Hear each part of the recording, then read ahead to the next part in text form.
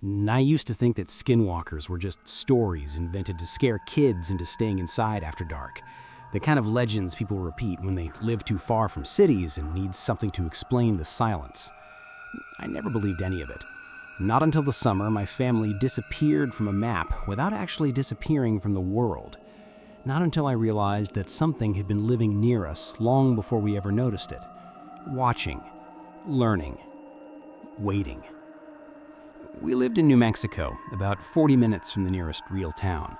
Our house sat alone at the end of a dirt road, surrounded by dry land and low hills that looked empty until you stared at them long enough. At night, the desert didn't sound alive the way forests do. There were no constant insects, no rustling leaves, just wind, and sometimes footsteps that stopped the moment you listened too closely. The first strange thing happened a few weeks after we moved in. I was 17 at the time. Old enough to know better, or at least I thought so.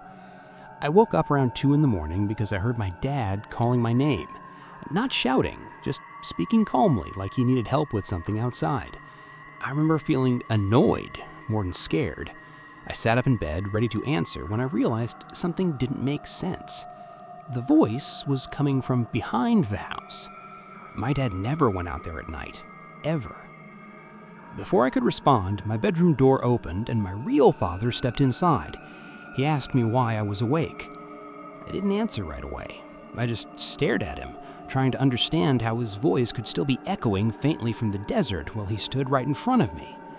When I finally told him what I heard, his face went pale in a way I had never seen before. He didn't say anything.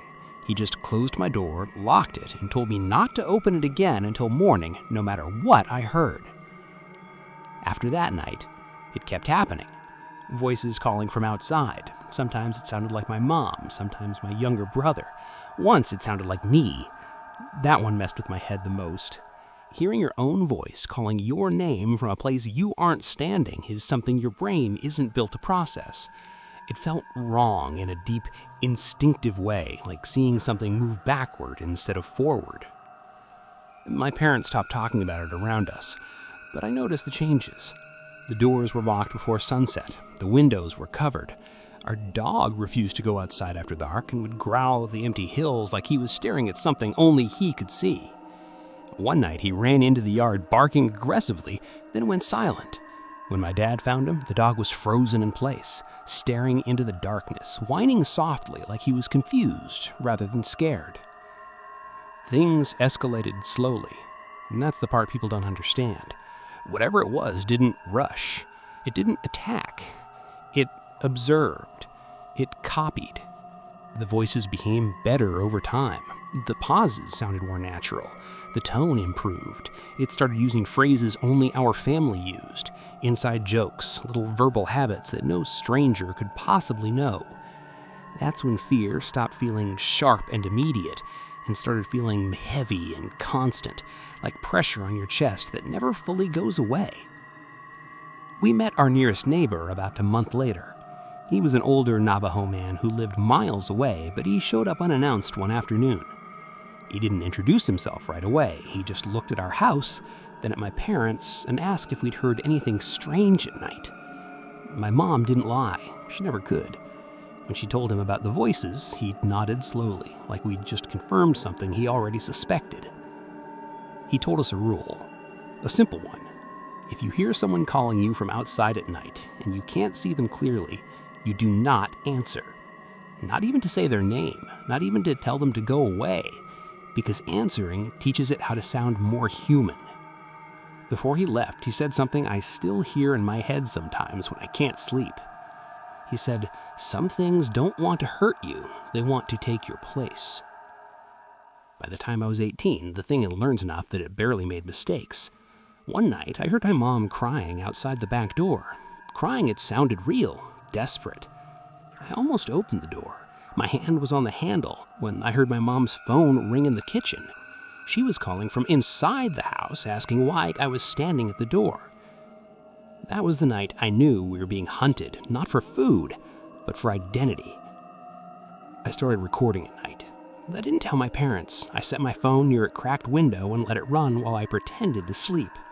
When I listened back, most of it was silence, then breathing, then footsteps, and finally a voice that sounded almost right but not quite.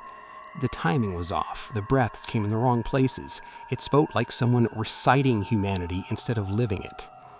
When my dad heard the recording, he deleted it immediately. He said keeping its voice was like leaving a door open. The final night came without warning. I woke up and saw my brother standing in my doorway, smiling in a way he never did. He told me my mom needed help outside. As he spoke, I noticed he wasn't blinking. Not once. And behind him, from the hallway, I heard my real brother crying quietly, asking why no one could hear him. We left before sunrise. No packing, no explanations. Just drove until the desert turned into something else.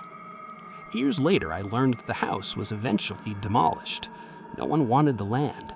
Locals avoided it. They said something still walks there at night, calling names it remembers but can't fully become. And sometimes when I'm alone and the world is quiet, I swear I hear my own voice calling me from somewhere I'm not standing. Calm, familiar, patient. I didn't hear the voice again for a long time. And that's the lie I tell people because it's easier than explaining the truth, that silence can be louder than screaming. We moved east, then north, then farther than my parents ever planned to go. New town, new last name on paperwork, new routines designed to look normal from the outside. Apartments instead of houses, streetlights instead of stars, noise instead of emptiness. My parents thought cities would protect us. They were wrong, that not in the way you'd expect. The thing didn't follow us like a predator follows prey. It didn't chase, it waited.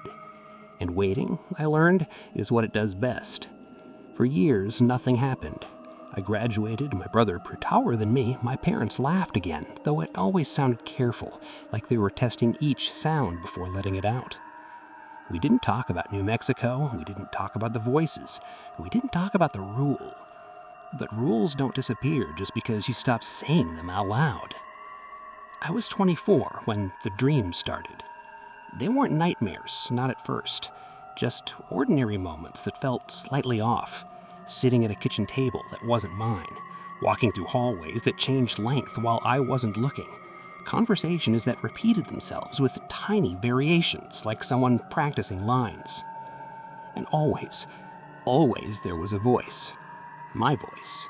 Not calling my name, not begging, just talking, explaining things, telling stories about my life, but wrong. Close enough that I felt disoriented listening to them, like someone describing a memory I almost remember having. I'd wake up drenched in sweat, heart racing, with the lingering sense that someone else had been finishing my thoughts, not replacing them, completing them. I started leaving lights on, music playing, TV noise filling the air. I avoided mirrors at night because if reflections lingered a fraction too long before copying me. Once, very late, I waved at my reflection, and it waved back a heartbeat slower than it should have. I smashed the mirror. Glass doesn't bleed, but it feels like it should. The Navajo man's words came back to me then. Some things don't want to hurt you, they want to take your place. I realized something worse than being hunted, being prepared. The thing wasn't trying to scare me anymore. It was trying to convince me that my life was exhausting, that it could carry it better, that no one would notice the difference. It started leaving gaps, moments I couldn't remember finishing, emails sent I didn't recall writing, conversations people swore we'd had. I checked timestamps obsessively, compared handwriting, recorded myself sleeping. The hooded showed nothing, which was somehow worse. Then came the night I heard breathing beside my bed. Not heavy, not threatening, patient, like someone waiting for permission. I didn't move, didn't speak, didn't even breathe properly. For a long time it whispered, so softly it barely disturbed the air.